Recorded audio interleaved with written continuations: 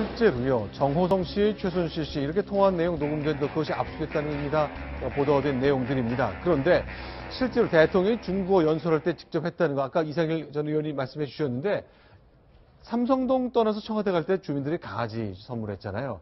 그 강아지 선물할 때 붙였던 이름조차도 최순실 씨가 정해줬다는 소리가 계속 나오고 있습니다. 그 기록들이 나오고 있는데 어떻게 된 겁니까?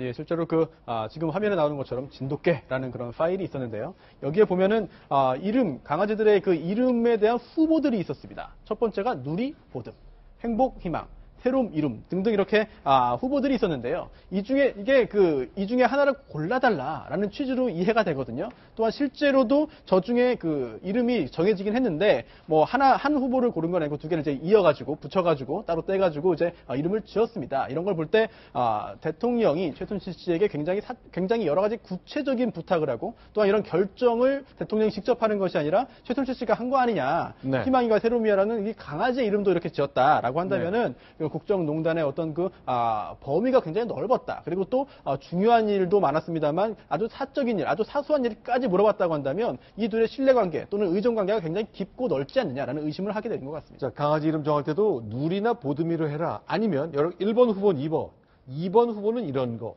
3번 후보는 이런 거 쭉 있었거든요. 결국 어떤 게 된 거죠? 희망이와 새로움이가 됐는데요. 2번과 3번 후보 중에 하나씩 따가지고 희망, 새로움이 최종적으로 강아지의 이름으로 결정됐습니다. 이건 어떻게 해야 됩니까? 이거 이름 정하는 거 그런 것까지 최순실 씨가 제안하고 글쎄요, 이거 어려운 일은 아니잖아요.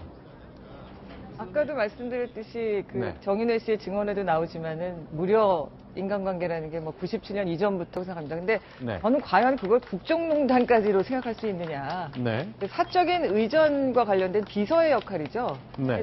저것은 어떤 상징적으로 그만큼 최순실 씨와 박근혜 대통령의 관계가 가까웠다는 걸 보여준 것이긴 하지만 최순실 씨의 그 국정농단과는 그렇게 바로 연결시킬 수 있는 사안 같지는 않아 보입니다. 네, 그러니까 강아지 이름 붙이는 걸 도와주는 건 국정농단으로 부를 리는 없죠. 그러나 이제 저런 것이 아주 상징적인 예 중에 하나로 확인이 됐다는 얘기인 거겠죠? 그런 거죠. 저거 하나는 최순실 씨도 얼마든지 자기 건의도 할 수 있고 하지만 네. 지금 최순실 씨가 대통령과의 관계에서 또 국정 운영하는 가운데 이 관여한 내용들이 너무나 많이 드러나고 있잖아요. 네. 그러니까 그런 맥락에서 만약에 본다면 최순실 씨가 정말 삼남안상에 대해서 거의 관여를 했다고 좀 과장법을 쓴다면 그럴 수도 있죠. 그 다음에 이제 청와대 연설 같은 경우 최순실 씨는 대통령 말씀대로라면 키친 캐비넷 역할을 할 수 있다고 봐요. 자기 네. 의견을 낼 수 있다고 보지만 그 정호성 씨 그 휴대폰 네. 파일에 보면 아주 상세히 내용까지 지시해서 중국말로 하라. 그러니까 네. 최순실 씨가 많은 분야에 또 개입을 했고 인사와 관련해서도 자기 의견을 내고 근데 이런 것들이 문제인 거죠. 예. 실제로요, 저희 한상훈 조리장 저희가 단독 인터뷰에서 들려드린 적 있잖아요. 그분이 그랬거든요. 자기가 관저에서 이제 요리하고 그럴 때 보면 관저에 리모델링도 했는데 벽지 고르는 것도 최순실 씨가 상담을 해주고 결정을 했다 그런 얘기가 있었거든요. 그 장면 다시 한번 소개해드리겠습니다. 원래 2월 25일 날 대통령이 관저로 오전에 취임하고 이제 바로 이제 관저로 들어오는데 이번에는 한 3월 5일 정도로 생각이 돼요. 한 열흘 동안 리모델링 공사를 했기 때문에 그래서 이제 그때 이제 공사할 때 이제 한번 훅 둘러본 적은 있죠. 이번 정부는 어떻게 바뀌었는지는 모르죠. 네, 실제로 그랬습니까? 어떤가요, 손소 변호사님? 예, 실제로도 그런 사건이 있었고요. 또 사실 이거는 이상일 의원님이 훨씬 더 정확하게 말씀하실 수 있지 않을까 싶은데요. 저기 벽지요? 네. 이영선 행정관이라고 아마 CCTV에 나오지만 그 의상실 화면 있지 않습니까? 네.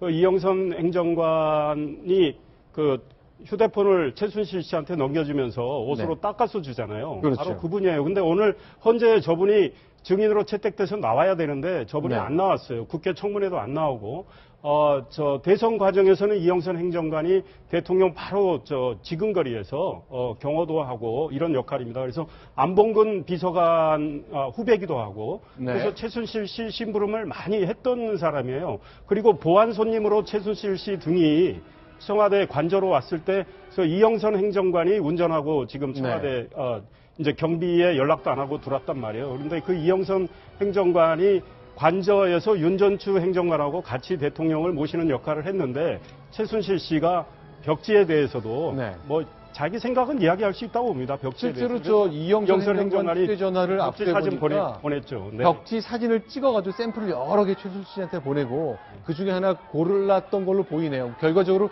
같았는지까지는 아직 특검이 확인하지 못한 것 같네요. 이제 강아지 이름을 결정한 것, 또 벽지를 고른 것 자체가 그 자체도 중요합니다만 강아지 이름도 최순실 씨가 골랐다. 벽지도 최순실 씨가 관여했다라고 하는 점이 중요한 것 같습니다. 그래서 네. 그 자체가 범죄라기보다는 최순실 씨의 국정농단을 이제 확인할 수 있는 그런 그 단적인 정황 증거 중에 하나가 아닌가 그렇게 볼 수 있는 거죠. 네. 그 백악관의 그 지금 오바마 대통령 네. 그 의전을 담당했던 뭐 요리부터 인테리어 디자인들 얘기를 들어보면 너무 세세하게 많은 걸 결정을 합니다. 그러니까 네. 말씀드리는 거는 청와대 안에도 저런 의전을 담당하는 일을 하는 사람들은 반드시 존재하고 네. 다만 우리 대통령이 안타까운 것은 법치 그러니까 법과 어떤 그 청와대 어떤 행정부 이런 것들을 완전히 깡그리 무시하고 공과사가 혼돈이 네. 된 그런 상태였던 것 같습니다. 그러니까 네. 저는 아직도 좀 이해가 안 가는 게 최순실 씨를 저런 일들이 다 의전 비서관들이 하는 일들이거든요. 네. 그러니까 의전 비서관으로 고용을 했으면 문제가 전혀 될 게 없는데 왜 저런 식으로 사적으로 운영할 수밖에 없었을까? 거기에 사실 국민들이 좀 많은 의심을 하고 있는 거죠. 그러면 이제 예를 들어서 그러니까 한 3년 반쯤 전에 이제 가정을 해본다면 대통령이 처음에 청와대 인선을 하면서 자 의전 비서관 내지는 부속 비서관 최순실 이렇게 발표가 났으면 그 당시는 어땠을까요?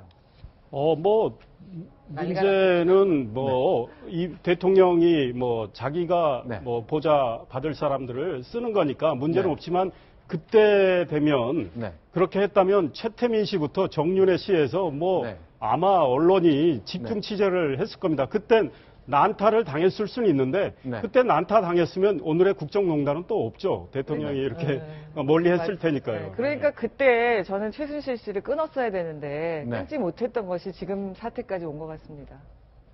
알겠습니다. 결국 여러 가지 증거를 해보면 뭐 최순실 씨가 이제 정호성 비서관한테 뭐 맨 마지막 중국 연설할 때 맨 마지막에는 이러이러한 말을 중국어로 한마디 붙이는 게 어떻겠냐 이런 말 한 것 실제로 연설까지 이어지고 그랬잖아요. 네네. 근데 제가 그래서 궁금한 것이 그런 정도가 연설문을 만드는데 그렇게 결정적인 역할을 하는 겁니까?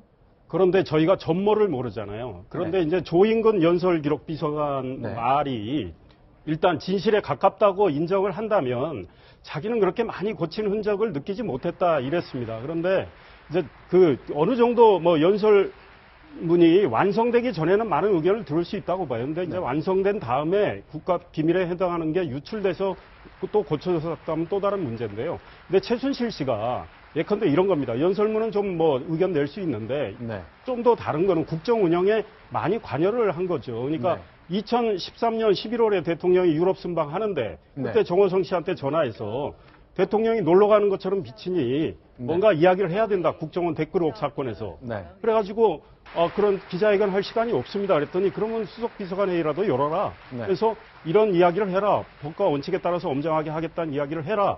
해서 실제로 대통령이 그런 이야기를 했잖아요. 그러니까 네. 그런 판단 같은 경우는 좀 애매해요. 의견은 낼 수 있지만 대통령의 국정에 최순실 씨가 정말 깊이 관여하고 있다라는 증거이기 때문에. 네. 네. 자, 이런 것들이 이제 특검이 압수한 그 휴대전화 녹음 내용을 통해서 하나씩 확인되고 있습니다만 결국 가장 본질적인 것 과연 제3자 뇌물에 관련된 것이냐와는 상관이 없어 보입니다만 어쨌건 그 진실을 규명하는 데 다가서는 그 과정의 하나로 이해를 해야 될 것 같습니다.